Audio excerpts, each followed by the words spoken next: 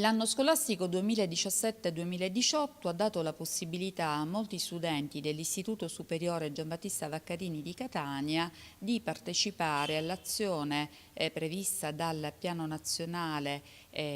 Fondi Sociali Europei all'azione legata all'inclusione sociale e lotta al disagio. Di fatto, attraverso la strutturazione di 8 moduli legati a diverse abilità, competenze in termini anche di conoscenze. Ancora una volta una scuola che si apre al territorio in moduli come dar voce alle emozioni, la biodanza, riscoprire tradizioni antiche come l'opera dei pupi siciliani con i fratelli Napoli,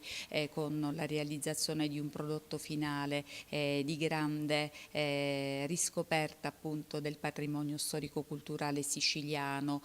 andare nuovamente alla scoperta delle proprie emozioni, delle proprie passioni per il giornalismo sportivo, studenti reporter, dal testo al corto e ancora recuperare competenze di base che spesso possono impedire ai ragazzi la possibilità di proseguire gli studi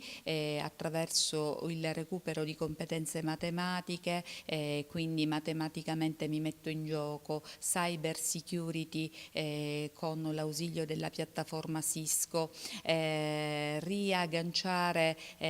il percorso personale con una pratica sportiva motivante, beach volley, sport secondo natura e la possibilità anche per la voglia da parte dei ragazzi di mettersi in gioco, interpretare dei ruoli con La storia va in scena.